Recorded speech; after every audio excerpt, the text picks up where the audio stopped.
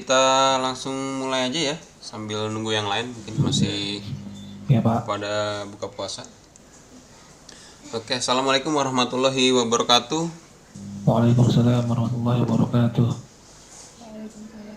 Ini sudah 16 orang yang sudah bergabung di pertemuan keempat ini. Saya ucapkan selamat berbuka puasa ya. Tadi barusan jadwalnya kebetulan mepet dengan buka puasa, jadi bisa saya informasikan bahwa untuk mata kuliah ini selama bulan Ramadan tidak ada perubahan atau pergeseran jadwal ya. Jadi saya dengar ada beberapa mata kuliah lain yang jadwalnya katanya bergeser ya selama Ya Pak, bulan, maju Pak. ada yang dimajukan gitu ya. Tapi untuk mata kuliah ini saya pikir jadwalnya tetap kita di 18.30.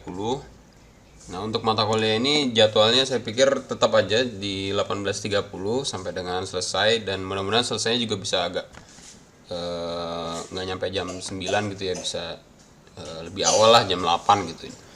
Jadi saya harapkan kalian bisa menyesuaikan jadwalnya, menyesuaikan jam waktu berbuka, kemudian kalau ada yang sholat maghrib, terus persiapan mungkin gitu ya, baru join di kelas ini. Jadi di kelas ini tidak ada pergeseran atau perubahan jadwal. Oke, nah kita sekarang masuk ke pertemuan keempat dari mata kuliah kompensasi dan pemeliharaan SDM. Jadi sebenarnya di pertemuan keempat kita kali ini yang akan membahas mengenai analisis jabatan ya. Sebenarnya topik pembahasan di mata kuliah ini sudah pernah saya sampaikan di perkuliahan mata kuliah saya sebelumnya mengenai perencanaan SDM dan rekrut ya, yaitu mengenai apa itu analisis jabatan. Nah, hanya saja di pertemuan kali ini kita akan menghubungkan. Jadi kalau di pertemuan kemarin mengenai perencanaan SDM dan rekrut, yang namanya analisis jabatan itu adalah sebuah bagian dari aktivitas di dalam manajemen SDM dalam kaitannya dengan desain jabatan ya, atau job design. Dikaitannya dengan job design. Nah, di mata kuliah sebelumnya mengenai perencanaan SDM, yang namanya analisis jabatan itu dikaitkan dengan perencanaan SDM dan aktivitas setelahnya. Nah, untuk di mata kuliah ini yang namanya analisis jabatan juga terkait dengan bagaimana kemudian kita bisa mendesain sebuah sistem kompensasi gitu ya, yang sesuai dengan prinsip-prinsip dasar dalam penyusunan kompensasi. Analisis jabatan di dalam kaitannya penyusunan sebuah sistem kompensasi itu ditujukan untuk memenuhi prinsip-prinsip dasar maupun konsep-konsep dasar dalam penyusunan sebuah sistem atau skema kompensasi. Jadi analisis jabatan sendiri sebagai salah satu aktivitas dalam manajemen SDM yang cukup penting juga ya, yang merupakan bagian dari job design atau desain jabatan di dalam sebuah manajemen SDM, merupakan salah satu cara untuk mengidentifikasi beban jabatan ya. Jadi mengidentifikasi jabatan apa saja yang sebenarnya dibutuhkan oleh organisasi gitu ya. Itu analisis jabatan. Nah, hasil dari sebuah analisis jabatan adalah deskripsi jabatan dan spesifikasi jabatan. Ya, jadi kalau kalian yang udah kerja nih suka dengar yang namanya job desk gitu ya, atau deskripsi jabatan ya, atau penjelasan mengenai sebenarnya jabatan itu ngerjain apa aja sih gitu ya, kira-kira gitu. Nah, yang namanya deskripsi jabatan dan spesifikasi jabatan itu sebenarnya dihasilkan dari sebuah aktivitas yang namanya analisis jabatan. Jadi analisis jabatan, outputnya atau produknya adalah sebuah deskripsi jabatan dan spesifikasi jabatan. Nah, kemudian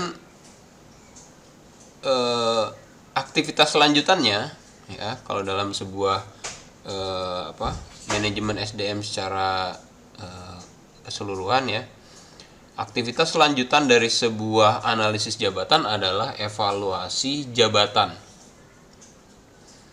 Nah, dengan adanya evaluasi jabatan ini maka dihasilkan sebuah bobot jabatan gitu ya. Jadi aktivitas selanjutan dari analisis jabatan adalah sebuah evaluasi jabatan yang menghasilkan bobot jabatan atau job grading.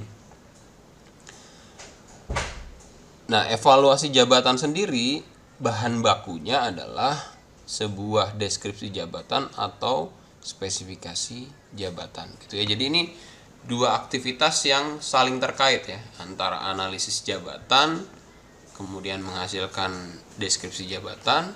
Nah, deskripsi jabatan itu sebagai bahan dari kita kemudian melakukan yang namanya evaluasi jabatan. Nah, evaluasi jabatan itu sendiri menghasilkan yang namanya bobot jabatan atau job grading. Jadi bagaimana seluruh pekerjaan di dalam organisasi, seluruh pekerjaan atau jabatan di dalam perusahaan bisa dibobot.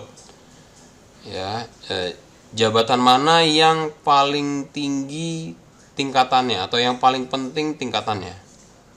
Jabatan mana yang paling rendah tingkatannya atau yang paling kecil resikonya atau yang paling diurutkan dari yang paling krusial sampai yang tidak terlalu krusial misalnya gitu. Nah, dari bobot jabatan sebagai hasil dari evaluasi jabatan akan menentukan besaran kompensasi yang diterima oleh setiap pemangku jabatan. Jadi misalnya ada sebuah jabatan di dalam perusahaan, dia merupakan jabatan yang krusial ya, atau jabatan kunci.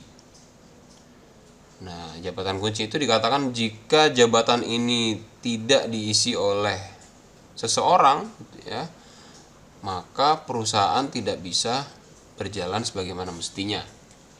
Nah, bagaimana kemudian kita bisa mengetahui posisi jabatan tersebut adalah jabatan kunci atau tidak? Itu melalui aktivitas yang namanya evaluasi jabatan. Nah, evaluasi jabatan sendiri kita akan bahas di pertemuan minggu depan, pertemuan ke-5. Nah, di pertemuan kali ini kita akan bahas mengenai yang namanya analisis jabatan. Ya, jadi kalau kalian ingat nih, oh ya, analisis jabatan kemudian menghasilkan job desk dan job spec gitu ya. Udah pernah nih diajarin, udah pernah dibahas, ada catatannya di semester lalu gitu ya, bisa dicek lagi catatannya. Nah, sebelumnya saya akan review di pertemuan sebelumnya, pertemuan kedua dan ketiga di 2 minggu kemarin. Jadi di pertemuan sebelumnya kita sudah bahas mengenai definisi-definisi yang terkait dengan terminologi yang merujuk pada komponen-komponen dari kompensasi. Nah, terminologi yang terkait dengan kompensasi ini sendiri juga diatur dalam peraturan presiden ya, nomor 36 tahun 2021 tentang pengupahan. Jadi kenapa diatur? Karena pemerintah ingin memegang kendali atas perlindungan hak dan kewajiban dari si pekerja maupun si pemberi kerja. Ya. Nah, kemarin kita sudah bahas mengenai pengertian kompensasi itu sendiri apa dari sisi atau sudut yang aspek yang pengertian kompensasi secara luas maupun pengertian kompensasi yang sudah spesifik ya, merujuk kepada balas jasa yang berupa uang. Kemudian juga kita kemarin sudah bahas mengenai pengertian tunjangan, ya, pengertian upah, ya, pengertian tunjangan, pengertian fasilitas, ya, kemudian contoh-contohnya seperti apa. Kemudian juga tujuan dan manfaat disusunnya sebuah sistem kompensasi. Kemudian aspek-aspek apa saja yang mempengaruhi dari penyusunan sistem kompensasi gitu ya. Yang berpengaruh itu apa saja. Kemudian prinsip-prinsip dasar dalam penyusunan sistem kompensasi. Nah, untuk poin yang terakhir ini, prinsip-prinsip dasar dalam penyusunan kompensasi akan saya ulangi lagi pembahasannya di hari ini. Nah, di garis besar pertemuan kali ini ya, walaupun judulnya adalah analisis jabatan, tapi saya akan mencoba mengkaitkan antara analisis jabatan dengan penyusunan sistem kompensasi itu sendiri seperti apa ya keterkaitannya. Jadi di pertemuan kali ini kita akan bahas mengenai prinsip-prinsip dalam penyusunan kompensasi. Kemudian saya akan kenalkan yang namanya konsep 3P dalam sebuah penyusunan sistem kompensasi ya, konsep 3P. Kemudian baru kita akan masuk ke yang namanya analisis jabatan. Analisis jabatan, aspek-aspeknya seperti apa, manfaatnya apa saja ya. Kemudian metodenya seperti apa, kemudian output atau hasil dari sebuah analisis jabatan itu apa. Nah, ini kira-kira yang menjadi fokus dalam pertemuan kita kali ini.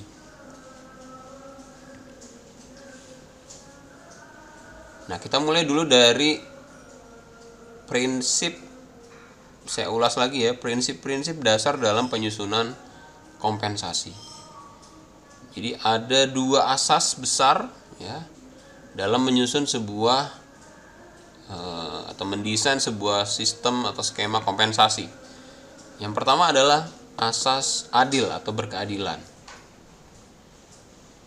Yang dimaksud dengan asas berkeadilan yaitu dibayarkan pada setiap karyawan disesuaikan dengan jenis pekerjaan, tanggung jawab, jabatan, prestasi kerja, dan memenuhi persyaratan kerja. Yang kedua adalah asas layak dan wajar. Itu kompensasi yang dibayarkan pada setiap karyawan diharapkan dapat memenuhi kebutuhannya pada tingkat normatif yang ideal. Ya, jadi diharapkan kompensasi yang dibayarkan juga bisa mengangkat derajat hidup dari si karyawan gitu ya, sesuai dengan angka hidup layak di daerah tersebut, kira-kira gitu. Nah, dari dua asas kompensasi ini kemudian diterjemahkan lagi ke dalam prinsip-prinsip dasar dalam penyusunan sistem kompensasi. Tadi kita lihat ada dua asas ya. Di kanan ini yang warna ungu ya, ada asas kesetaraan dalam kompensasi dan asas kelayakan dan kewajaran. Yang kemudian diterjemahkan dalam 5 prinsip dasar penyusunan sistem kompensasi.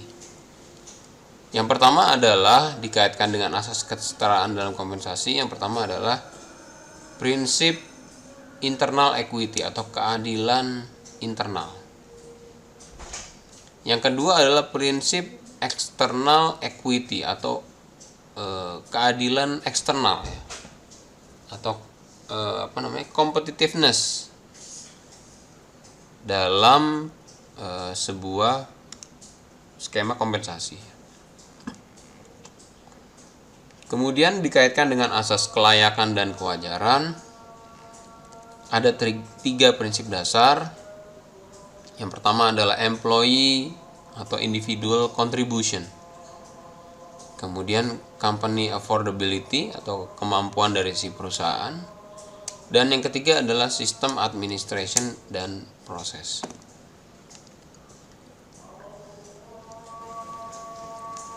Nah, ini dari 5 5 prinsip dasar ini kita akan bahas satu persatu ya. Jadi prinsip dasar yang pertama adalah internal equity. Internal equity ini kalau dilihat dari bahasa singkatnya ya. Bahasa singkatnya internal equity ini adalah fungsi kerja yang bermacam-macam namun di dalam organisasi yang sama. Jadi yang namanya internal equity ini adalah keseimbangan atau keadilan internal. Internal ini maksudnya di dalam internal perusahaan. Fungsi kerjanya bermacam-macam. Jadi di perusahaan kan ada fungsi kerja yang bermacam-macam nih, ada security, ada kalau di perbankan ya, security, ada customer service, ada teller, ada marketing ya, ada back office, ada admin, ada support, marketing support gitu ya. Nah, ini fungsi kerja yang bermacam-macam di dalam organisasi yang sama, di dalam internal perusahaan. Nah, bagaimana kemudian skema kompensasi yang disusun di dalam internal perusahaan yang sama itu bisa menjamin prinsip keadilan secara internal. Jadi orang-orang yang ada di dalam perusahaan itu bisa merasa dirinya dibayarkan secara adil ya, sesuai dengan fungsi kerjanya, sesuai dengan tanggung jawabnya ya, sesuai dengan risiko pekerjaan yang diembannya. Nah, maka dalam memenuhi prinsip dasar yang pertama ini, yaitu internal equity, yang harus dilakukan oleh kita sebagai orang HRD, yang pertama adalah kita harus melakukan analisis jabatan. Nah, ini topik pembahasan hari ini ya. Yang pertama kali kita harus lakukan adalah kita harus melakukan desain jabatan yang sesuai dengan kaidah yang baik ya. Yang pertama adalah melakukan analisis jabatan. Nah, dari analisis jabatan tersebut kemudian akan dihasilkan yang namanya deskripsi jabatan atau spesifikasi jabatan. Nah, kemudian dari spesifikasi jabatan tersebut menjadi bahan dari aktivitas lanjutan yang namanya evaluasi jabatan. Ya, evaluasi jabatan berbeda dengan evaluasi kinerja ya. Nah, besok ini kita akan bahas. Nah, evaluasi jabatan kemudian menghasilkan yang namanya bobot jabatan. Ya. Bobot jabatan kemudian menentukan struktur dan skala gaji dari masing-masing jabatan. Jadi berdasarkan bobot jabatan tersebut maka akan diketahui jabatan mana yang memiliki bobot jabatan tertinggi dan jabatan mana yang memiliki bobot jabatan terendah. Pekerjaan yang memiliki bobot jabatan tertinggi maka mendapatkan kompensasi yang juga lebih besar. Sedangkan bobot jabatan yang kecil atau lebih rendah maka juga akan mendapatkan kompensasi yang juga lebih rendah. Itu ya. Ini yang pertama ya, prinsip dasar yang pertama yaitu internal equity. Kemudian prinsip dasar yang kedua adalah external equity.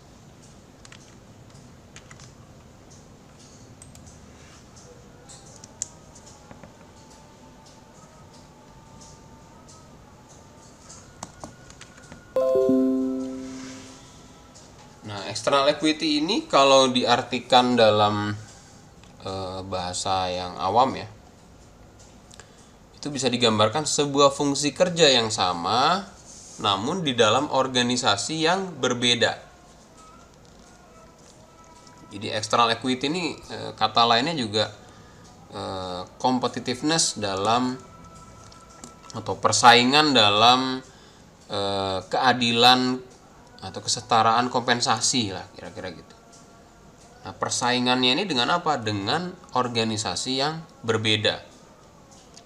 Jadi fungsi kerjanya sama tapi organisasinya yang berbeda atau perusahaan yang berbeda. Jadi katakanlah kalau di dunia perbankan itu ada posisi misalnya marketing misalnya gitu ya. Ada posisi marketing, kemudian fungsi kerjanya sama-sama marketing, tapi organisasinya berbeda antara Bank BCA dengan Bank Mandiri misalnya. Nah, di dalam prinsip external equity, maka orang-orang di dalam perusahaan atau karyawan pasti akan membandingkan kompensasi yang diterima di Bank Mandiri dengan kompensasi yang diterima di Bank BCA. Gedean mana nih gitu ya. Skema kompensasinya lebih bagus mana? Suasana kerjanya lebih bagus mana? Nah, kompensasi yang paling bagus di antara dua bank ini gitu ya, maka akan memunculkan yang namanya ketidakadilan ya, ketidakadilan secara eksternal. Yang kemudian ujung-ujungnya kalau misalnya ini tidak diperhatikan, tidak dibenahi, ya bisa saja kemudian karyawan di salah satu bank ini pindah ke bank lain yang merupakan pesaing gitu ya. Jadi kata kuncinya adalah fungsi kerjanya sama, tapi organisasi atau perusahaannya berbeda.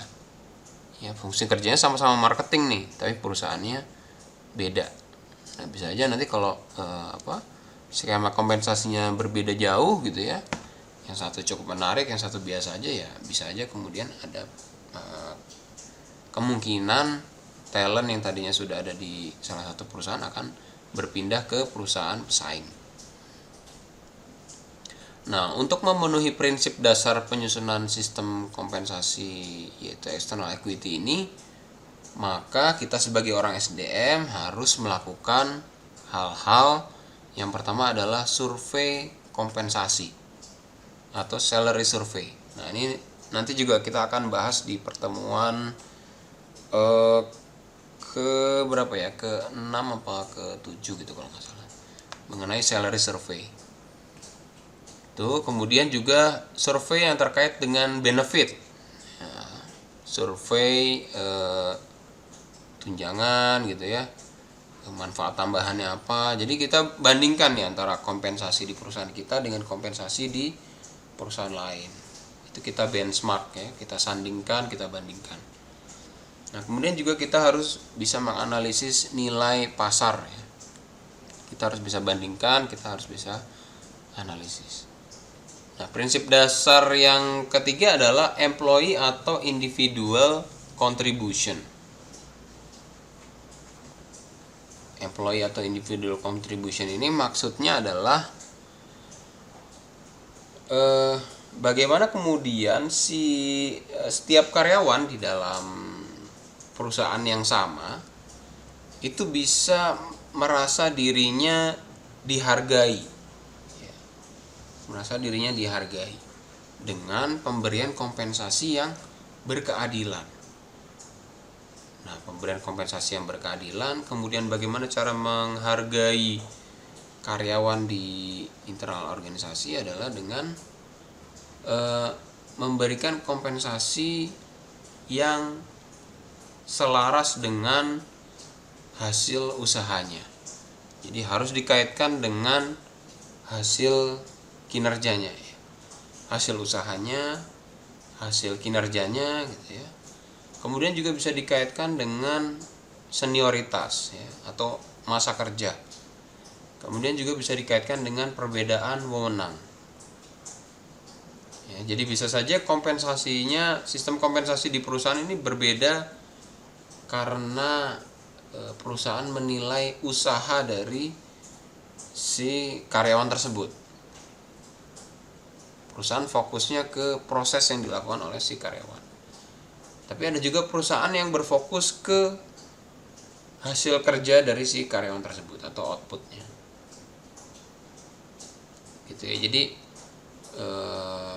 dalam prinsip employee atau individual contribution ini yang difokuskan adalah bagaimana setiap individu di dalam perusahaan ini bisa berkontribusi penuh. Dan kemudian perusahaan dalam mendesain kompensasi juga merujuk pada kontribusi yang dilakukan oleh si karyawan, oleh si setiap individu dalam perusahaan. Nah, kemudian prinsip dasar keempat adalah company affordability atau kemampuan perusahaan. kemampuan perusahaan juga menjadi salah satu prinsip dalam penyusunan sistem kompensasi, karena yang namanya kompensasi yang diberikan dari perusahaan atau pemberi kerja kepada karyawan pastinya akan mempengaruhi yang namanya biaya perusahaan, ya, biaya operasional. Makanya dalam menyusun sebuah total compensation dan benefit gitu ya, kalau saya bilangnya ya, total compensation dan benefit. Jadi keseluruhan elemen kompensasi yang kemarin saya udah tampilkan tuh ya, yang pakai bagan itu ya, yang pakai bagan itu banyak banget. Ada gaji, ada upah, ada gaji, ada tunjangan, ada fasilitas ya, ada iuran DPLK, iuran BPJS dan sebagainya. Kemudian pendirian kantin, pendirian sarana ibadah dan sebagainya ya. Itu namanya total compensation and benefit. Jadi keseluruhan kompensasi dan benefit perusahaan yang kemudian menimbulkan biaya, itu dia head to head nggak atau sepadan nggak dengan kinerja perusahaan, sepadan nggak dengan pemasukan perusahaan ya. Kalau kemudian biaya perusahaan dari kompensasi ini tidak sepadan atau tidak seimbang dengan pemasukannya perusahaan, ya pasti perusahaannya juga bakalan cepat tutup ya gitu. Tapi bagaimana kemudian dalam penyusunan sistem kompensasi juga harus memperhatikan kemampuan dari perusahaan untuk mengeluarkan biaya operasional yang terkait dengan kompensasi. Nah, prinsip dasar yang kelima adalah sistem and administration process, yaitu terkait dengan transparansi proses dan kemudian evaluasi secara berkelanjutan terhadap strategi kompensasi. Termasuk di dalamnya ada bagaimana perusahaan bisa mengkomunikasikan ya. Nah, kemarin kita udah bahas sedikit ya, bagaimana perusahaan bisa mengkomunikasikan skema kompensasi yang telah disusun kepada seluruh stakeholder dari perusahaan, kepada serikat pekerja, kepada karyawan ya, kepada disnaker, kepada pemegang saham mungkin ya, gitu. Jadi bisa transparan, bisa komunikatif tentang skema kompensasi yang ada di dalam perusahaan. Bentuk komunikasinya bisa melalui sosialisasi, bisa melalui adanya sebuah perjanjian kerja bersama ya, bisa terdokumentasi dalam sebuah perjanjian kerja atau peraturan perusahaan dan sebagainya. Itu bagian dari bagaimana perusahaan mengkomunikasikan skema kompensasi yang dimiliki kepada stakeholder yang terkait. Nah, itu 5 prinsip dasar dalam penyusunan sistem kompensasi. Nah, kemudian saya juga mau memperkenalkan atau menginformasikan atau mengenalkan yang namanya konsep 3P. Jadi nanti kalau di UTS ditanyakan apa sih konsep, apa yang dimaksud dengan konsep 3P dalam penyusunan kompensasi. Nah, ini dia gitu ya. Jadi konsep 3P ini hadir dalam rangka menciptakan keadilan di dalam perusahaan dikaitkan dengan kompensasi. Untuk membantu setiap karyawan memaksimalkan kemampuannya dalam bekerja dan berkontribusi terhadap pengembangan perusahaan. 3P ini adalah, yang pertama adalah pay for position ya. Kemudian P yang kedua adalah pay for person. P yang ketiga adalah pay for performance. Jadi 3P adalah position, person, dan performance ya. 3P dalam sistem kompensasi adalah pay for position, pay for person, dan pay for performance. Yang pertama adalah pay for position. Yang dimaksud dengan pay for position adalah dalam penyusunan sistem kompensasi harus didasarkan pada posisi jabatan yang diemban serta tugas dan tanggung jawab yang dimiliki oleh seorang pekerja. Pay for position dimungkinkan terjadi dalam dua kondisi, yaitu yang pertama adalah kondisi secara vertikal, ya, atau dengan kata lain kompensasi yang diterima dari si pekerja tersebut akan semakin besar ketika jabatannya semakin tinggi. Jadi ketika staff dapatnya UMR, kemudian supervisor naik gajinya 1 juta, manajer naik gajinya 2 juta, kepala departemen naik gajinya 5 juta misalnya gitu ya. Selisih gajinya. Jadi semakin tinggi jabatan seseorang pekerja, maka kompensasi yang diterima itu semakin besar. Ya, ini menunjukkan pay for position. Jadi seseorang itu dibayar berdasarkan posisi jabatan yang diemban. Posisi jabatan yang diemban itu menunjukkan bisa diasumsikan ya, tugas dan tanggung jawabnya juga semakin besar. Atau pay for position juga dimungkinkan dalam kondisi jabatan di tataran horizontal ya. Kalau tadi vertikal, ini horizontal. Jadi kalau horizontal bisa digambarkan misalnya tingkat jabatan yang sama. Misalnya sama-sama staff atau sama-sama supervisor atau sama-sama manajer di dalam satu perusahaan yang sama. Namun, walaupun jabatannya sama, perusahaannya juga sama, bisa dimungkinkan si pekerja tersebut mendapat kompensasi yang lebih besar. Gitu ya. Mendapatkan kompensasi yang lebih besar karena nilai jabatan atau job value yang dimiliki oleh jabatan tersebut lebih besar jika dibandingkan dengan tingkat jabatan yang setara. Bisa paham ya? Jadi jabatannya sama nih, sama-sama staff atau sama-sama manajer atau sama-sama supervisor kira-kira gitu. Misalnya kita berbicara sama-sama staff lah.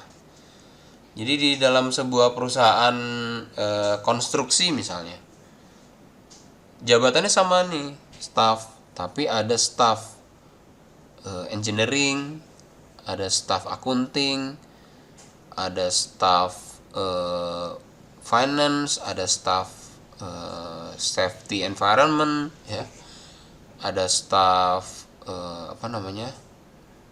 quality control misalnya gitu.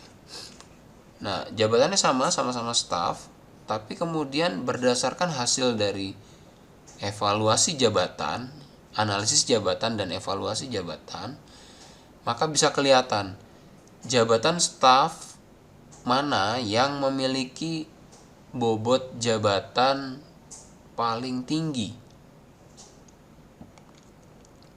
yang memiliki nilai jabatan paling tinggi. Bobot jabatan yang memiliki nilai jabatan paling tinggi, maka diasumsikan dia berhak untuk mendapatkan kompensasi yang lebih besar.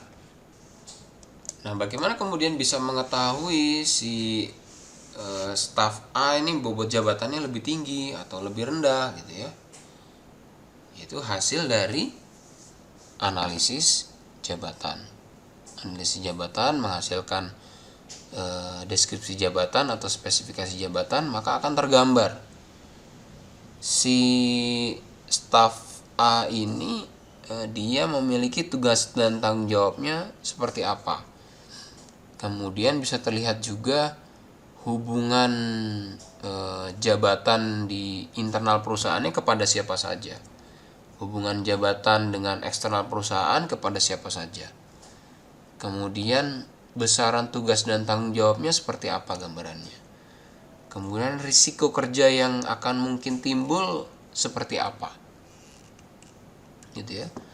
Maka sama-sama staff tapi tugas dan tanggung jawabnya cukup penting misalnya, kemudian resiko kerjanya juga tinggi. Nah, ini bisa menjadikan nilai jabatannya berdasarkan evolusi jabatan ini menjadi lebih besar daripada jabatan lain yang setara. Itu kira-kira bisa dipahami ya. Jadi yang pertama adalah pay for position, 3P yang pertama. Kemudian 3P yang kedua adalah pay for person. Pay for person yaitu sebuah pay for person ini maksudnya adalah sebuah skema kompensasi juga harus ditujukan untuk memberikan penghargaan kepada kemampuan atau kompetensi yang dimiliki oleh seorang pekerja dikaitkan dengan persyaratan jabatan yang dilakukannya. Gitu ya. Jadi pay for person dikaitkan dengan jabatan yang diemban, juga dikaitkan dengan kemampuan kompetensi yang dimiliki oleh si pekerja. Jadi ada ya di beberapa perusahaan yang kemudian si pekerja ini mendapatkan tunjangan khusus ketika dia memiliki gelar profesi tertentu misalnya. Di sebuah perusahaan dia punya gelar profesi brevet pajak misalnya. Nah, dia dihargai itu oleh si perusahaan, dia dapat tunjangan khusus, tunjangan profesi. Ya, ada beberapa perusahaan yang seperti itu. Atau dia si karyawan tersebut punya sertifikasi K3, sertifikasi HSE ya, atau Health and Safety Environment misalnya. Nah, maka perusahaan yang bergerak di bidang jasa konstruksi ya, atau bidang-bidang yang terkait dengan HSE bisa saja kemudian memberikan desain kompensasi secara spesifik karena dia memiliki jabatan tersebut. Dia memiliki kompetensi tersebut yang terkait ya. Jadi pay for person adalah pembayaran atau penyusunan kompensasi yang dikaitkan dengan kepemilikan dari kompetensi si pekerja. Nah, yang ketiga adalah pay for performance. Pay for performance adalah pembayaran atau penyusunan kompensasi yang dikaitkan dengan hasil kinerja dari setiap individu. Misalnya ada seorang sales ya, dia bisa memenuhi target penjualan tertentu, maka si sales itu kemudian berhak mendapatkan reward berupa insentif.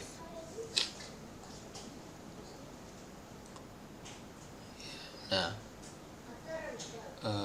dalam penerapan pay for performance ini dalam konsep kompensasi, maka diperlukan adanya yang pertama adalah penetapan tujuan kinerja individu atau yang namanya atau dikenal dengan Key Performance Indicator atau KPI. Jadi di dalam perusahaan itu setiap orang di dalam perusahaan itu ditentukan KPI-nya dia seperti apa. Misalnya dia ada seorang driver misalnya. Nah, seorang driver di perusahaan itu KPI-nya seperti apa? Misalnya harus bisa merawat kendaraan misalnya ya. Merawat kendaraan dengan baik, kendaraan harus terjadwal masuk bengkel, kebersihan kendaraan harus terjaga misalnya gitu. Jadi setiap karyawan itu sudah ditentukan yang tujuan kinerja individu per karyawan tuh harus sudah ditentukan. Nah, kemudian tinggal nanti dalam penerapan kinerjanya, apakah si karyawan tersebut bisa melebihi target yang dibebankan atau bahkan kurang dari target yang dibebankan. Nah, maka ini kemudian bisa berpengaruh dalam kompensasi yang didapatkan oleh si karyawan tersebut. Ya, nah ini prinsip 3P atau konsep 3P dalam penyusunan kompensasi ya. Nanti tolong dibaca lagi, diingat-ingat. Jadi ada pay for position, pembayaran kompensasi yang dikaitkan dengan fungsi kerja dari si karyawan tersebut, baik secara vertikal maupun horizontal. Kemudian pay for person, yaitu pembayaran kompensasi yang dikaitkan dengan kompetensi atau keahlian yang dimiliki oleh si karyawan. Kemudian juga pay for performance, atau pembayaran kompensasi yang dikaitkan dengan performa kinerja dari karyawan gitu ya. Nanti ini tolong dibaca-baca lagi, diingat. Nah, sekarang kita masuk ke yang namanya analisis jabatan. Analisis jabatan ini di mata kuliah sebelumnya mengenai perencanaan SDM dan rekrut juga sudah pernah saya bahas di pertemuan tersendiri ya. Nanti bisa dibaca lagi catatannya.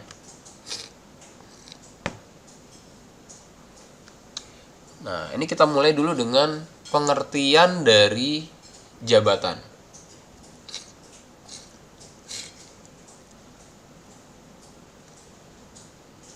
Jabatan bisa diartikan sebagai kelompok pekerjaan yang berada atau tersebar di beberapa unit organisasi. Terdiri dari beberapa tugas yang sama atau hampir sama, sehingga dalam pelaksanaannya memerlukan syarat jabatan yang sama pula.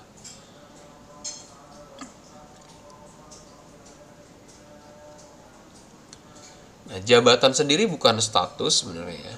Jadi jabatan ini sebenarnya menunjukkan tugas dan tanggung jawab.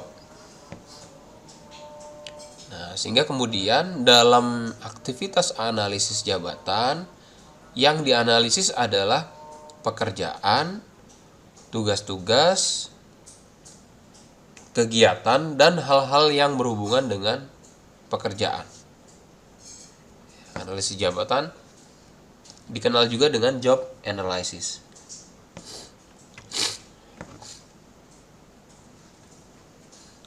Nah, analisis jabatan merupakan proses yang sistematis untuk mengumpulkan, menganalisis, serta menafsirkan informasi yang terkait dengan pekerjaan. Analisis jabatan juga terkait dengan studi yang menentukan tugas-tugas dengan pekerjaan dengan keahlian tertentu.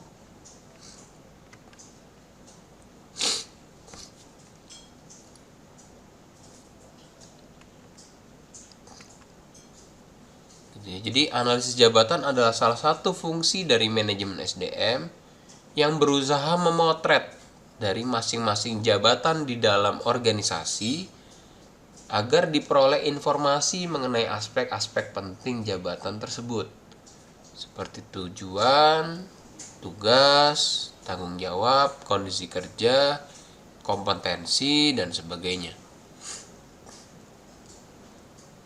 Jadi yang namanya analisis jabatan ini dilakukan kepada seluruh fungsi jabatan di dalam perusahaan. Jadi ada sebuah perusahaan nih, ada struktur organisasinya gitu ya. Nah, kemudian struktur organisasi ini kemudian fungsi jabatan apa aja yang diperlukan. Ya. Masing-masing jabatan kemudian outputnya akan seperti apa. Tugas-tugasnya akan seperti apa, tanggung jawabnya akan seperti apa, kemudian risiko kerja yang mungkin timbul nanti akan seperti apa, kompetensi orang yang nanti akan direkrut kemudian ditempatkan di unit fungsi atau unit kerja tersebut harus seperti apa bentuknya. Nah, itu adalah yang dikerjakan dari sebuah aktivitas analisis jabatan.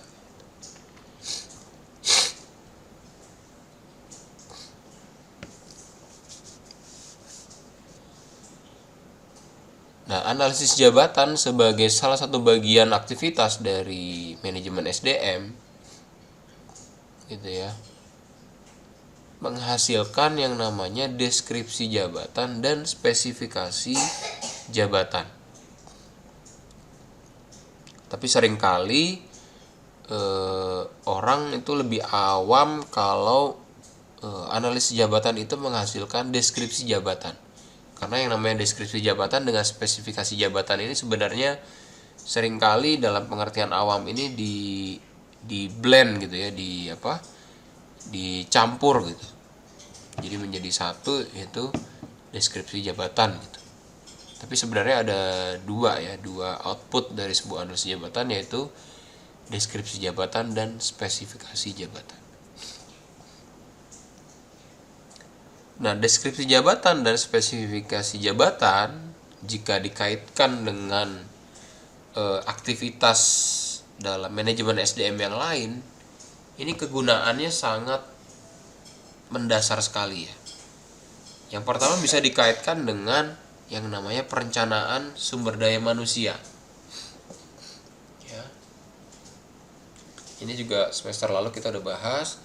Kemudian dikaitkan dengan proses rekrutmen, dikaitkan dengan proses seleksi, proses pelatihan dan pengembangan, penilaian kinerja, penyusunan kompensasi, keselamatan dan kesehatan, hubungan ketenaga kerjaan, ya, dan sebagainya. Jadi banyak sekali aktivitas di dalam manajemen SDM yang sangat erat kaitannya dengan hasil dari sebuah analisis jabatan. Maka bisa disimpulkan bahwa yang namanya analisis jabatan ini juga harus dilakukan berdasarkan kaidah-kaidah yang baik, kaidah-kaidah yang sesuai gitu ya. Jangan sampai asal-asalan dalam menentukan atau melaksanakan sebuah analisis jabatan, sehingga kemudian hasilnya atau dampaknya terhadap aktivitas lainnya dalam sebuah manajemen SDM ini menjadi berantakan. Jadi bisa dibayangkan kalau kita melakukan analisis jabatannya salah, maka hasil deskripsi jabatannya juga salah. Job desk-nya salah, ya dalam proses rekrutnya juga akan salah. Dalam proses penyusunan skema kompensasi juga akan salah gitu ya.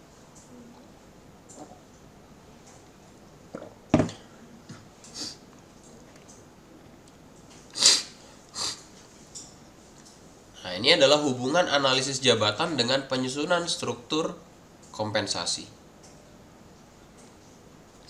Ya, jadi tadi saya udah jelaskan ya.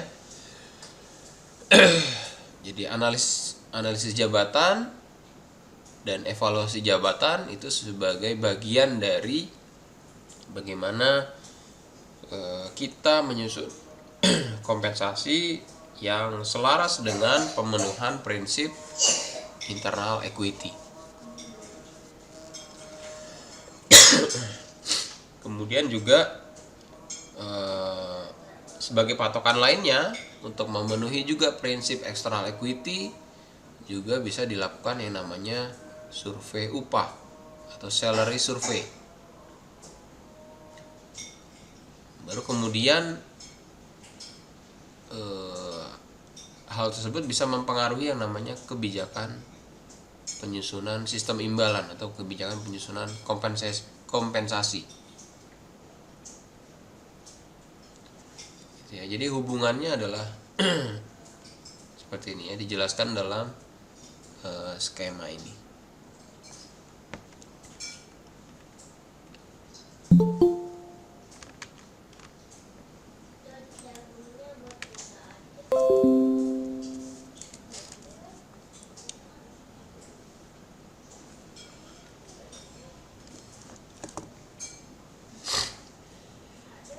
Nah, tujuan dan manfaat analisis jabatan.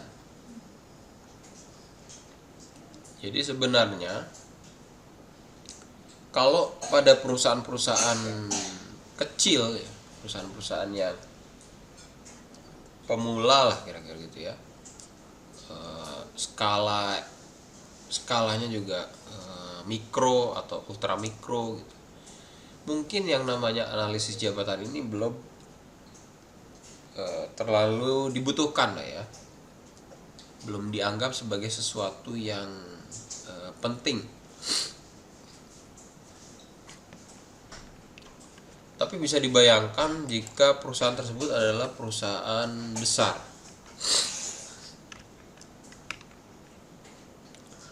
Maka yang namanya analisis jabatan ini menjadi sesuatu yang penting ya, sesuatu yang krusial.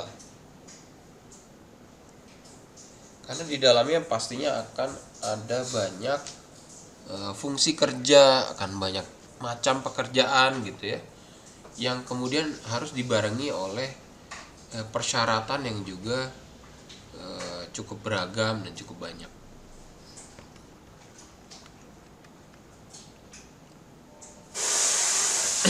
Nah, dengan adanya analisis jabatan ini, maka diharapkan bisa memberikan gambaran tentang tantangan yang bersumber dari lingkungan yang mempengaruhi pekerjaan dari para pekerja dalam organisasi.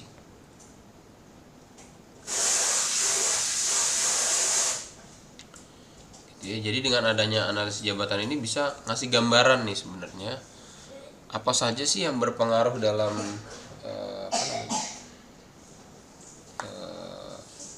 mempengaruhi pekerjaan di dalam perusahaan. Kemudian syarat-syarat dari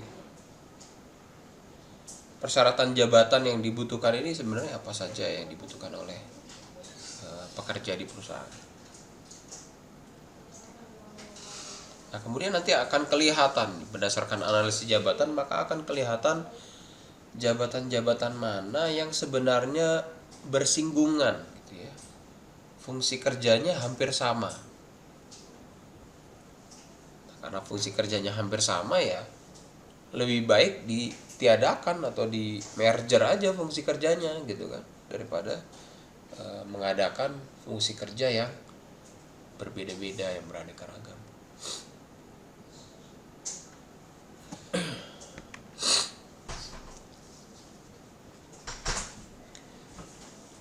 Nah, tahun 1942 itu ada pemikiran atau teori yang namanya atau fenomena yang namanya The Parkinson Law. Jadi The Parkinson Law ini adalah fenomena yang terjadi adanya penambahan posisi atau unit kerja atau manajer yang tidak terkendali dalam organisasi.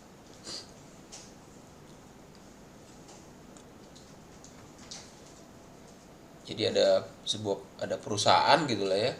Ada perusahaan ya, dia dengan seenaknya kemudian oke, saya mau buat unit kerja A. Saya membuat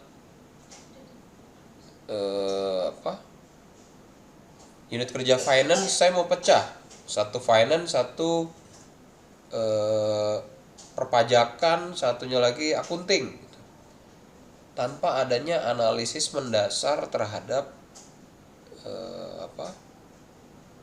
penambahan posisi atau unit kerja atau manajer tersebut. Ya. Nah, dengan penambahan posisi unit kerja atau manajer tersebut pastinya akan menciptakan pekerjaan untuk sesama diri mereka sendiri, tanpa berpikir apakah kemudian pekerjaan tersebut bisa memberikan nilai tambah bagi organisasi atau perusahaan. Jadi asal-asalan ya, yang namanya pemekaran organisasi itu bisa saja dilakukan secara sembarangan ya, asal-asalan. Oh, saya mau buat unit kerja A. Oh, saya mau nutup unit kerja B. Saya mau buka ini, tutup ini, nambah manajer lagi, nambah staff lagi misalnya. Itu menjadi sesuatu hal yang tidak terkendali. Nah, makanya dibutuhkan yang namanya analisis jabatan.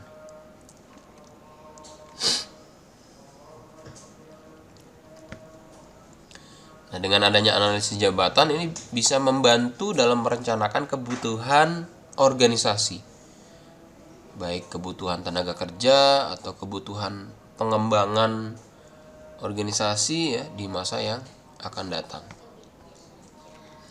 Kemudian juga membantu dalam merumuskan dan menentukan sistem serta tingkat imbal jasa atau remunerasi yang sesuai dan berkeadilan. Ya. Jadi disesuaikan dengan tadi prinsip-prinsip dasar dalam penyusunan kompensasi. Nah, job analysis atau analisis jabatan menghasilkan dua hal. Yang pertama adalah deskripsi jabatan atau job desk, yaitu uraian yang menggambarkan bagaimana suatu jabatan atau pekerjaan itu dilaksanakan. Kemudian bagaimana wewenangnya, bagaimana tanggung jawabnya, hubungannya dengan jabatan atau pekerjaan, dan risiko jabatan atau pekerjaan tersebut. Kemudian hal kedua yang dihasilkan dari sebuah analisis jabatan adalah spesifikasi jabatan atau job specification, yaitu uraian tentang persyaratan yang dibutuhkan bagi seseorang yang akan memangku atau melaksanakan sesuatu jabatan atau pekerjaan tersebut.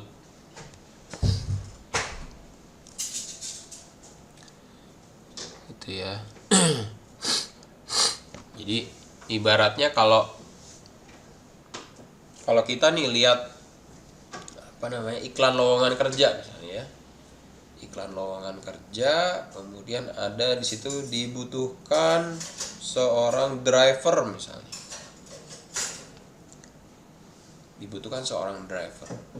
Maka di dalam iklan lowongan kerja itu sebenarnya bisa kita cirikan ya, bisa terlihat yang namanya deskripsi jabatan, yang mana yang mana itu sebuah deskripsi jabatan, yang mana itu sebuah spesifikasi jabatan. Kalau spesifikasi jabatan seorang driver adalah persyaratan jabatan dari seorang driver. Yang pertama misalnya dia harus lulus SMA misalnya. Dia harus memiliki SIM A. Dia harus hafal jalanan di Jakarta misalnya. Harus memahami mesin mobil misalnya.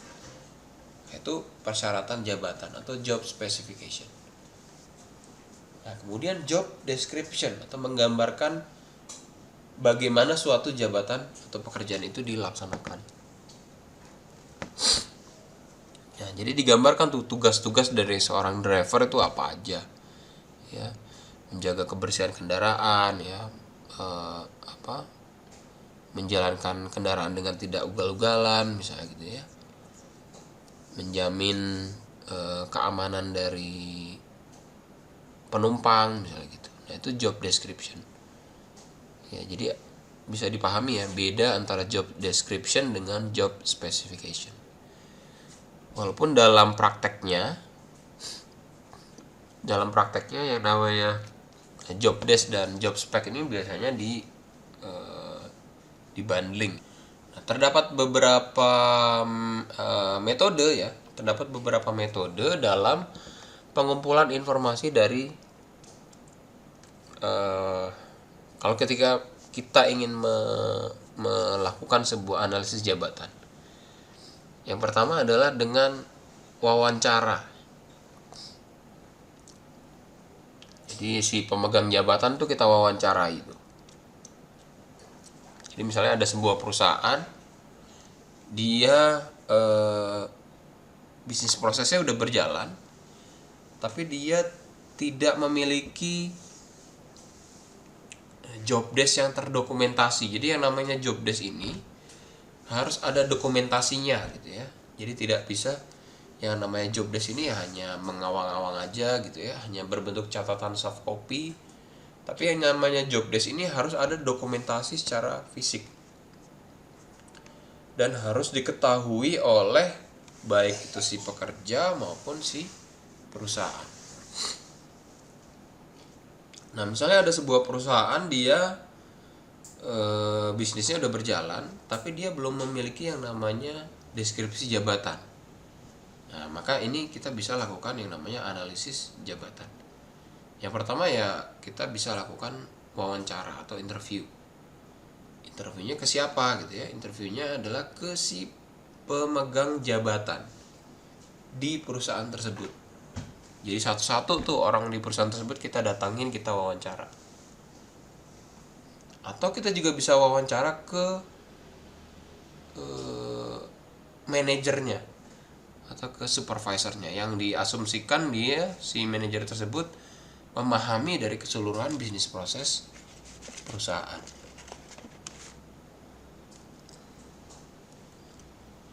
Nah, kemudian metode pengumpulan informasi yang kedua adalah melalui kuesioner.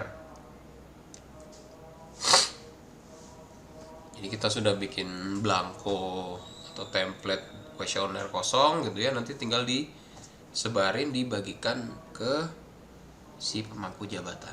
Nanti si pemangku jabatan akan mengisi dari kuesioner yang kita sebarkan itu.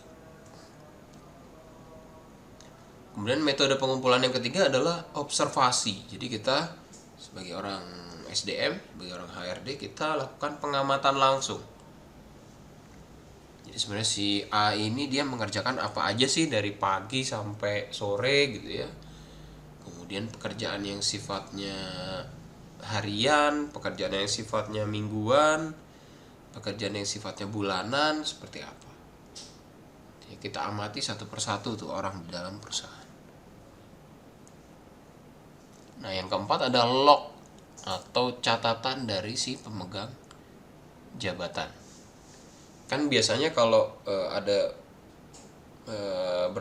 beberapa jabatan tertentu yang dia punya kayak buku catatan pribadi. Jadi misalnya hari ini saya mengerjakan apa aja. Misalnya seorang kasir, misalnya kasir, kemudian dia mengerjakan apa aja. Ada dia pagi menyiapkan uang kembalian, misalnya mengecek kelengkapan transaksi harian, kemudian juga melayani customer yang datang bayar ke kasir, ada berapa customer gitu ya. Nah, itu ada beberapa jabatan yang dia di akhir hari dia mencatat kegiatannya dia apa aja. Nah, catatan itu atau logbook itu kemudian bisa menjadi salah satu bahan dalam penyusunan deskripsi jabatan, sebagai bahan informasi dalam kita melakukan analisis jabatan. Jadi metodenya ini kurang lebih seperti ini, atau kombinasi dari keseluruhan metode pertama sampai dengan keempat. Nah, ini menjadikan informasi yang didapatkan menjadi semakin komplit ya. Nanti kalian bisa baca detailnya di slide selanjutnya ya.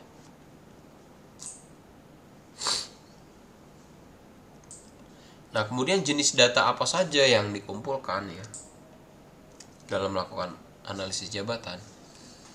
Yang pertama terkait dengan aktivitas kerja. Ya, jadi data yang dikumpulkan tadi, informasi yang dikumpulkan ya, yang terkait dengan aktivitas kerja. Jadi ada aktivitas dan proses kerja, catatan aktivitas, SOP atau prosedur yang digunakan, kemudian tanggung jawab pribadi, kemudian aktivitas yang berorientasi karyawan. Jadi misalnya kayak perilaku manusia, bagaimana cara berkomunikasi, bagaimana aktivitas fisik yang dilakukan gitu ya. Kemudian gerakan dasarnya itu seperti apa, tuntutan kerja secara pribadi itu seperti apa.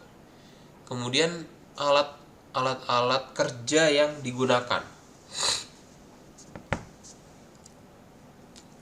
Jadi misalnya mesin yang digunakan, perkakas yang digunakan, peralatan, alat bantu kerja, alat pengamanan diri misalnya APD, atau perangkat kerja kayak internet, kemudian personal komputer, laptop ya, infocus dan sebagainya. Itu ya, peralatan atau alat bantu kerja yang digunakan. Kemudian hal lain, baik itu berbentuk hal berwujud maupun tidak berwujud. Jadi contohnya adalah pengetahuan yang terkait dengan pekerjaan, kemudian bahan baku yang kemudian diolah, atau produk yang kemudian dihasilkan dari jabatan tersebut.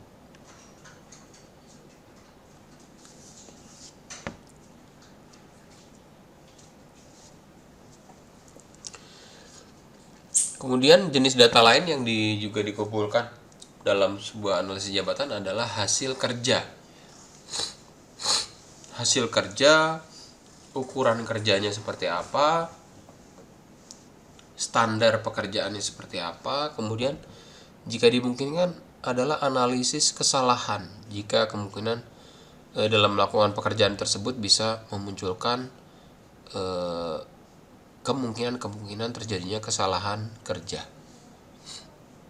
Kemudian konteks jabatan, ada jadwal kerja, insentif, kompensasi yang diterima secara finansial maupun non finansial, kondisi kerja fisik ya, konteks organisasial dan sosial. Kemudian ada juga persyaratan pribadi untuk jabatan, pengalaman kerja, pendidikan yang dibutuhkan ya, atribut pribadi misalnya. Itu juga harus dicatat atau dikumpulkan dan dimasukkan dalam sebuah penyusunan analisis jabatan.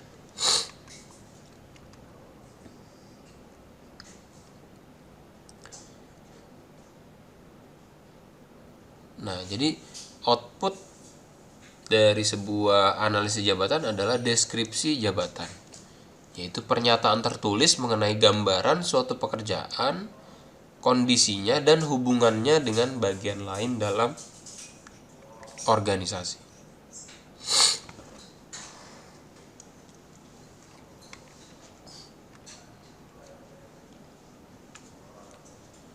Nah, kegunaan dari sebuah deskripsi jabatan ya sangat banyak ya. Bisa untuk rekrut, bisa untuk penentuan jalur karir ya. Bisa untuk penyusunan kompensasi ya, misalnya survei exchange, desain organisasi, menentukan standar kinerja dari seorang karyawan ya. Bisa juga untuk legal defense ya. Jadi misalnya si karyawan tersebut kemudian tersangkut permasalahan hukum yang terkait dengan pekerjaannya gitu. Makanya deskripsi jabatan ini menjadi tameng ya, menjadi alat bukti hukum. Banyak sekali tujuan dari sebuah kegunaan dari sebuah deskripsi jabatan. Nah, yang namanya deskripsi jabatan itu idealnya memuat poin-poin seperti ini ya. Jadi ada judul jabatan, ada ikhtisar jabatan ya, ada output kerja atau hasil kerja dari jabatan tersebut itu apa, ada uraian jabatan, bahan dan peralatan yang dibutuhkan, kemudian kondisi jabatan, tanggung jawab dan wewenang, dan persyaratan kerja.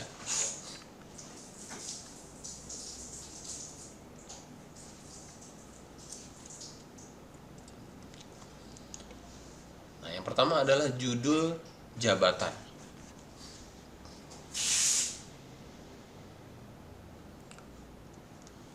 Jadi judul jabatan itu bisa menentukan ya. Dari judul jabatan bisa menentukan atau terlihat apakah jabatan tersebut adalah jabatan struktural atau jabatan fungsional atau jabatan yang berbentuk profesi. Gitu ya. Judul jabatan adalah nama jabatan. Jadi misalnya kayak manajer HRD misalnya. Atau dosen misalnya, atau dokter atau perawat dan sebagainya. Itu judul jabatan.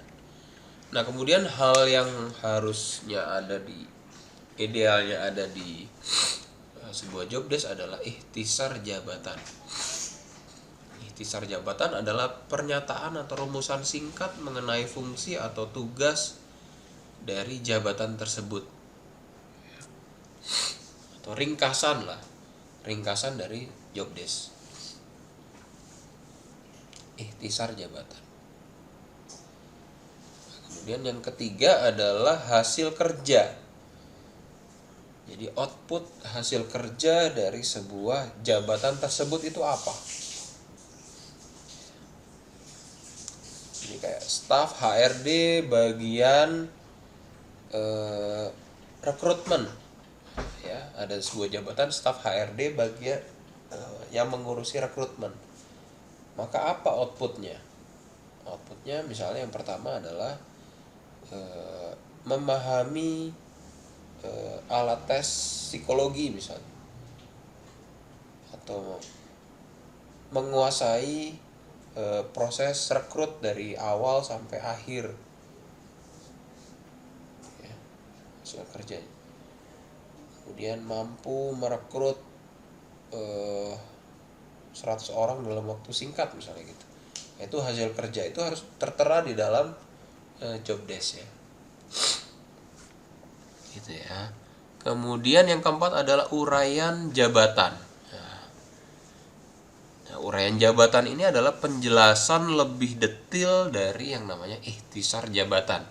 Tadi ya yang di poin nomor 2 tadi ya, ikhtisar jabatan. Kemudian diuraikan secara lebih detail dalam poin keempat ini mengenai uraian jabatan.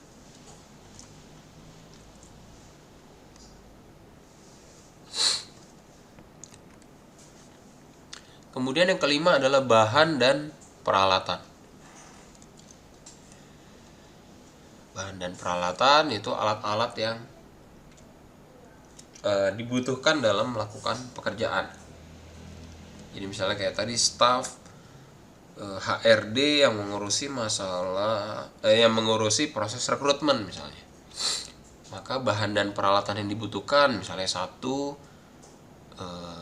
komputer misalnya, personal komputer, kemudian softwarenya Microsoft Office misalnya, kemudian juga HRIS misalnya, kemudian sosial media misalnya. Nah, itu disediakan oleh perusahaan ya. Jadi bahan dan peralatan yang digunakan dalam melakukan pekerjaan.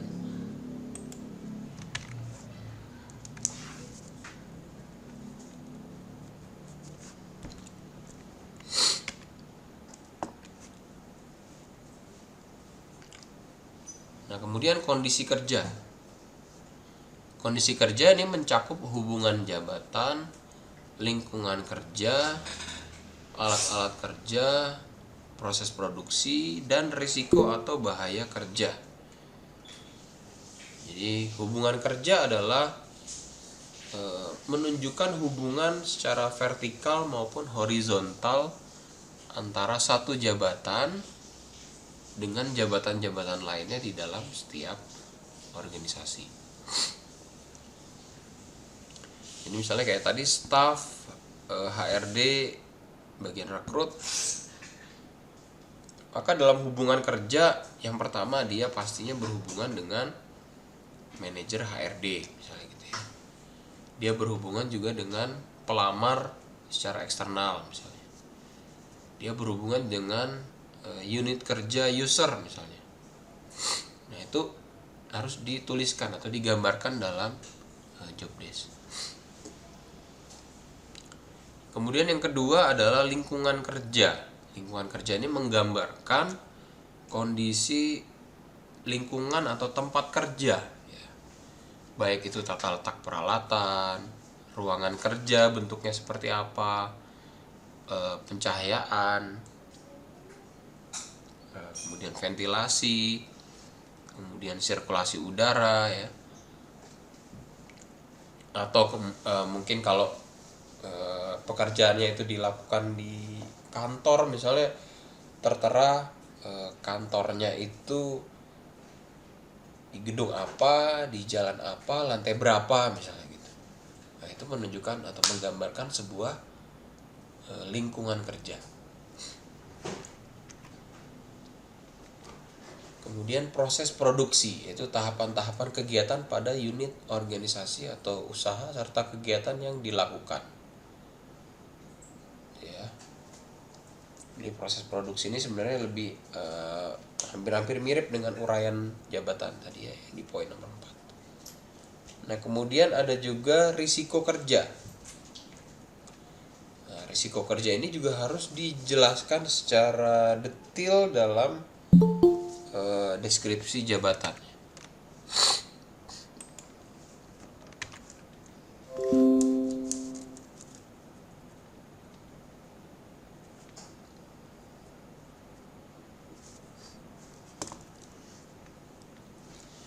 Namanya risiko kerja ini harus dijelaskan secara detail dalam deskripsi jabatan. Tujuannya adalah agar si pemegang jabatan bisa memahami sebenarnya risiko kerja apa saja sih yang akan saya hadapi dalam melakukan pekerjaan ini, sehingga kemudian bisa diusahakan atau bisa diupayakan bagaimana cara untuk mengantisipasi risiko-risiko kerja ini agar tidak terjadi gitu ya. Gitu. Misalnya adalah risiko terhadap keselamatan dan kesehatan pekerja. Ya, ada kecelakaan kerja, si pekerja bisa cacat secara fisik, si bekerja bisa cacat secara mental, ya, mengalami gangguan mental misalnya, gitu. Atau juga risiko terhadap alat-alat kerja. Misalnya alat-alat kerjanya itu rusak, ya. Misalnya di pabrik kemudian mesin produksinya itu menjadi rusak, ya. Kebakaran pabriknya misalnya.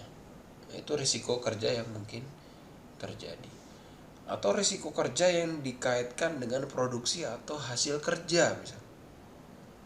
Jadi misalnya dalam sebuah perusahaan perkebunan bisa saja kemudian terjadi risiko panennya gagal misalnya gitu ya, atau tanamannya terkena wabah apa gitu misalnya gitu ya. Nah, itu bisa terjadi itu yang risiko-risiko yang terkait dengan produksi dan hasil kerja. Nah, risiko kerja ini harusnya ditampilkan dalam sebuah deskripsi jabatan. Selanjutnya ada tanggung jawab dan wewenang. Nah, di dalam tanggung jawab dan wewenang ini dijelaskan seberapa jauh atau seberapa besar kewenangan yang diberikan oleh perusahaan terhadap si pemangku jabatan. Ya. Dalam mengerjakan jabatan tersebut. Jadi misalnya ada staf bagian keuangan misalnya. Misalnya di satu bagian keuangan gitu ya, di departemen keuangan. Maka ada fungsi yang namanya verifikasi. Ada fungsi yang namanya otorisasi. Nah, di dalam pembagian tanggung jawab dan wewenang di dalam sebuah deskripsi jabatan ini harus tertera. Jadi wewenang otorisasi dan verifikasi dari staf adalah untuk transaksi 0 sampai dengan 10 juta misalnya gitu. Nah, untuk transaksi 10 juta sampai dengan 50 juta itu ada wewenangnya ada di supervisor misalnya gitu. Untuk transaksi di atas itu maka wewenangnya ada di level manager misalnya. Nah, ini harus tertera di dalam sebuah job desk ya. Harus tertera dalam sebuah deskripsi jabatan. Tujuannya ya sebenarnya untuk mengamankan kedua belah pihak ya. Sehingga jelas tanggung jawab, wewenangnya jelas, kewenangannya jelas. Jadi jangan sampai kedua belah pihak ini nanti ketika terjadi risiko menjadi disalahkan ya, atau saling menyalahkan satu sama lain. Jadi ada pagar-pagarnya yang harus ada pakem-pakem, ada pagar-pagarnya yang harus dipahami, dicermati bersama. Nah, maka itu pentingnya disusun sebuah job desk. Nah, kemudian ya, ada juga yang terakhir adalah persyaratan jabatan ya. Jadi persyaratan jabatan itu normatif lah ya, biasa ada syarat-syarat secara fisik, usianya harus berapa si pemegang jabatannya, kemudian tinggi badan, berat badan ya, upaya fisik gitu, misalnya dia tidak buta warna, tidak cacat secara fisik misalnya gitu, ada ya, harus laki-laki atau harus perempuan misalnya gitu.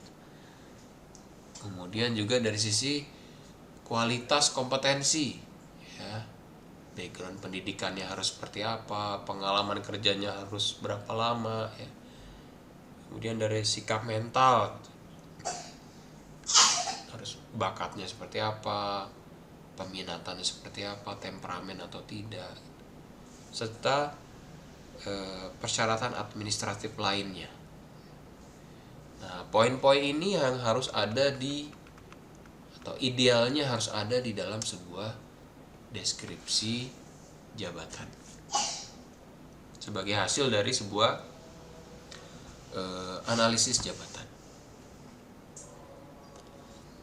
Nah, kira-kira sampai sini ada pertanyaan? Nanti kalian bisa cek di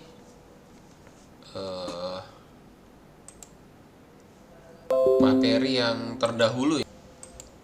Sudah cukup ada gambaran ya mengenai apa itu analisis jabatan ya, kemudian menghasilkan deskripsi jabatan, dan keterkaitannya dengan penyusunan kompensasi itu sebenarnya kaitannya apa sih? Analisis jabatan kenapa dikaitkan dengan kompensasi sih gitu ya? Kenapa deskripsi jabatan itu menjadi krusial sih dalam penyusunan sebuah skema kompensasi gitu? Kira-kira udah tergambar ya hubungannya gitu.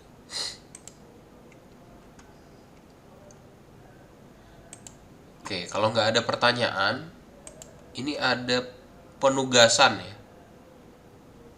Nah, ada penugasan buat kalian. Oke, kelihatan ya, bisa kelihatan ya penugasannya.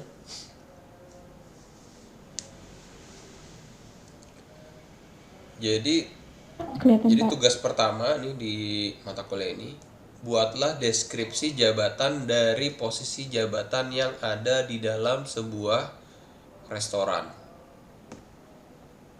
Restorannya bebas, bisa restoran Padang, bisa restoran kafe ya, bisa restoran apa sih, makanan Indonesia atau apa gitu, boleh bebas restorannya. Nah, tapi jabatan atau posisi jabatannya ini sudah saya tentuin.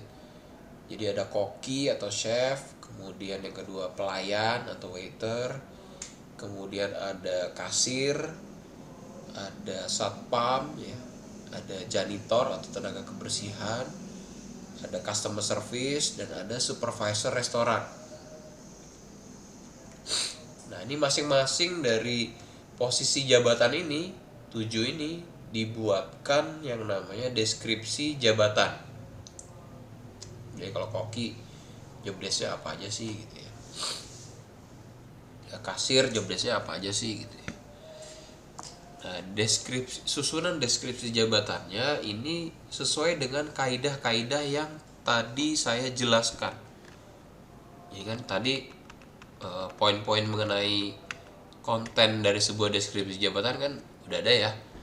Ada judul jabatan, ikhtisar jabatan, hasil kerja, uraian, bahan dan peralatan, sampai dengan syarat-syarat pekerjaan. Nah, ini idealnya harus ada dalam sebuah deskripsi jabatan. Nah, dalam penugasan ini juga idealnya harus memuat poin-poin seperti yang tadi saya jelaskan ya. Nanti kalian bisa boleh browsing di Google gitu, job desk dari seorang koki itu apa sih gitu. Tapi mungkin kan poin-poinnya nggak sesuai dengan atau belum sesuai dengan kaidah-kaidah yang tadi, aspek-aspek atau elemen yang tadi saya jelaskan ya. Dan nanti kalian mungkin browsing kemudian bisa ditambahkan atau bisa disesuaikan lagi gitu, itu boleh.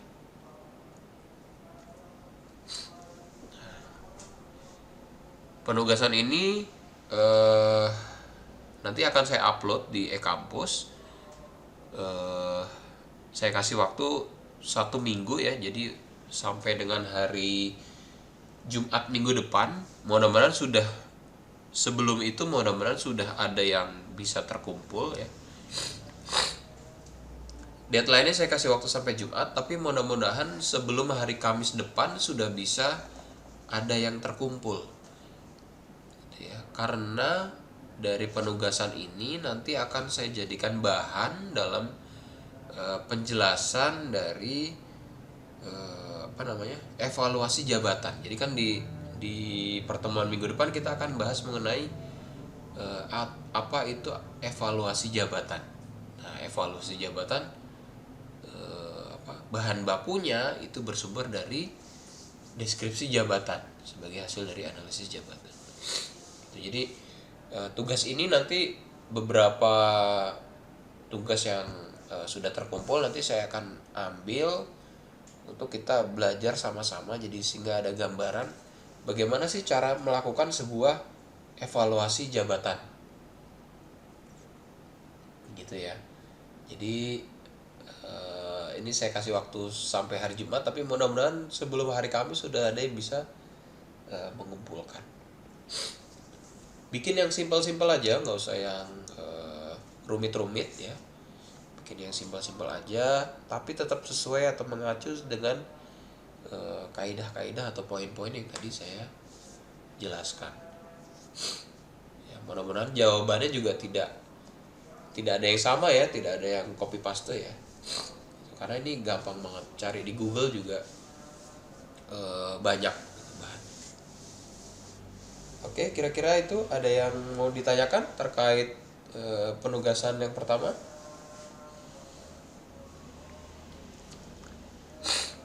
Sudah cukup jelas?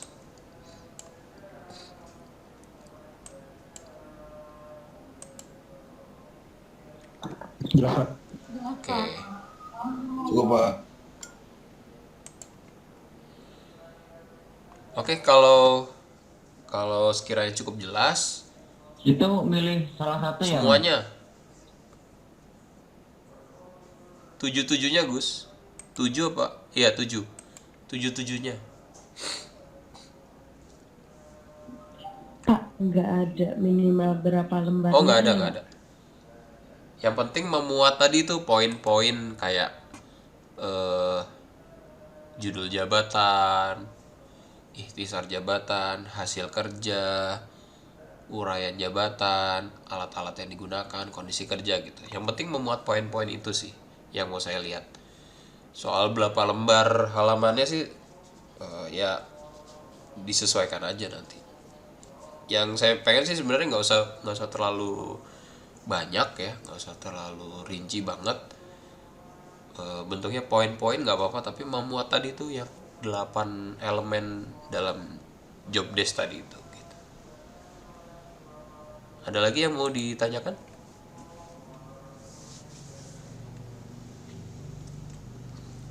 Cukup jelas ya. Oke, kalau sudah jelas semua, mungkin di pertemuan kita kali ini kita akhiri.